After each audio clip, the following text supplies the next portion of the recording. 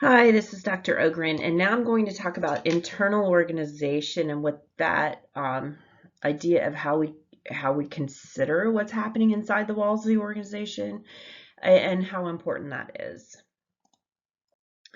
So, firms achieve strategic competitiveness and earn above average returns when their core competencies are really effectively acquired, they're bundled, they're leveraged so that we take what we're good at, we recognize the value in it, and we apply it into the marketplace as effectively as we can.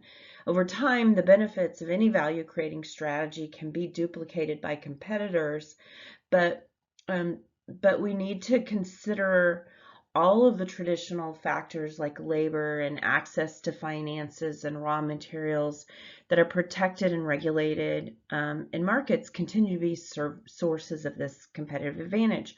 But really what we're talking about is recognizing how to overcome our competitors by the things that we're really good at, if we just say it in plain spoken terms. Increasingly, those analyzing their firm's internal environment have to have a global mindset. Sometimes we're too much in the bubble of our own folks that tell us what we want to hear, or we're like-minded, and we need to get out of that in order to look at the industry and even the global impact of what's happening in the world. Analysis of the firm's internal environment requires that we examine our portfolio of resources and kind of bundle those resources that are similar and recognize the capabilities that our leaders and managers have created. Understanding how to leverage those really allow us to be transparent, now be authentic as we look and review our internal environment. By using or exploiting our core competencies, firms are in a position to develop and perform value-creating strategies better than our competitors, or to create and perform value-creating strategies that our competitors are maybe unwilling or unable to imitate. And that's where we get real competitive advantage and recognize our core competencies. So, it's important to also recognize the sustainability of our core competencies, because if we don't recognize what they are, then we can't protect them and save them. And I'm going to talk a little bit more about core competencies and how we know what those are in a minute. These are questions that are great when you're evaluating a firm's internal situation. How is our strategy working? Oftentimes, I'm not going to read all these questions, you can read those, but I will say that oftentimes organizational leaders let their ego get in the way. They are more focused on their personal performance or their team, departments, etc. And we don't always find that we can be really transparent and honest about what we're good at and what we're not good at. So it's really important to take advantage of what we're good at, recognize it, and recognize how it brings value towards our strategic plan. Indicators of how well a company's strategy is performing is really important. The idea of value is really important as we talk about core competencies. So value is measured by a product's performance characteristics and by its attributes for which customers are willing to pay. Firms create value by innovatively building and leveraging their resources to form capabilities and core competencies.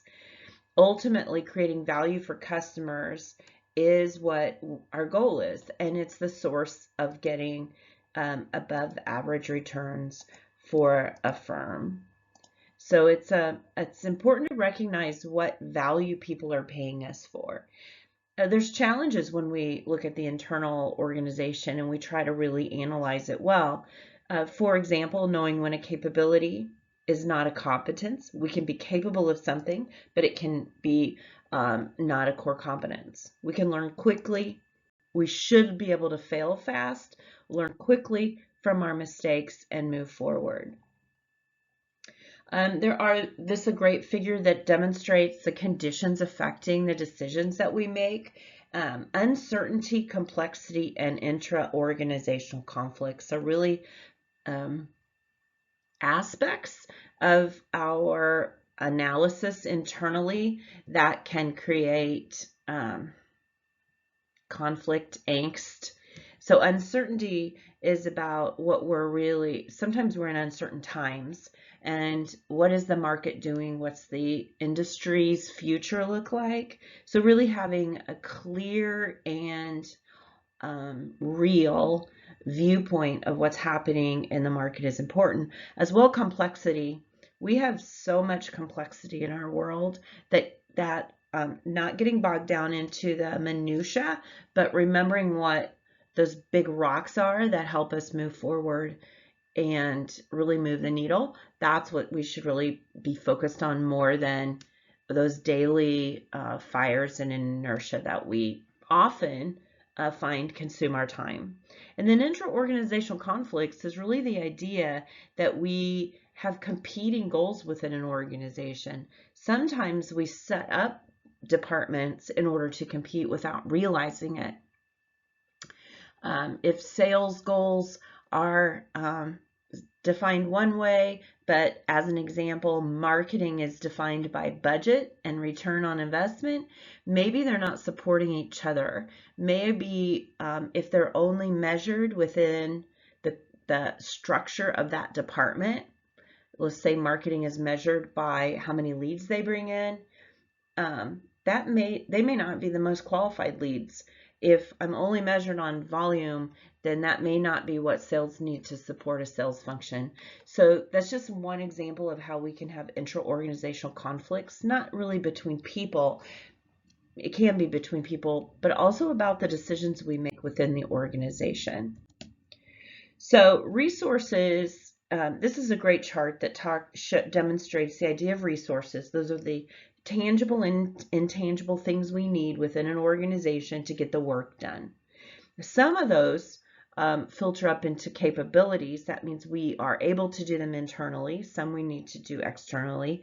And then some of those capabilities are really our core competencies, meaning we are better at those than other people, and we can do this work better than other people. And we need to recognize that so we can save and protect those core competencies. Those are the elements that bring us competitive advantage. So it's a really important element.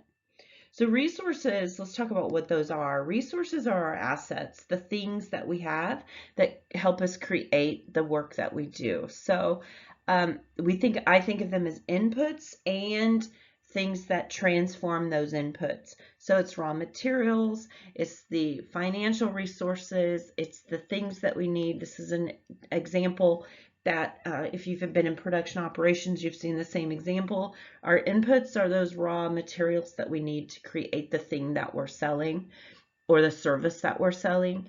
And resources are really those ideas of transforming that. So in this case, the grill is a resource that's a tool, but the act of transforming that takes all of those resources and creates an output. Just another way to think about it. The tangible resources are assets that can be observed and quantified. I can count them. Examples of tangible resources are financial, organizational resources, physical resources, and technology. This is a chart, table 3.1 in your book, demonstrates tangible resources and what they are.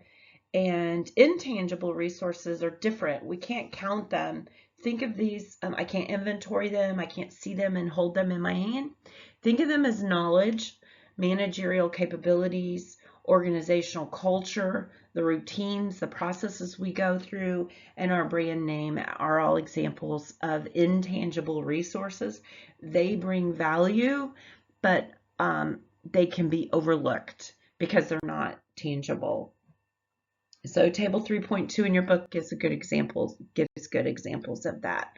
So tangible and intangible resources are important for you to recognize that they're different. I'm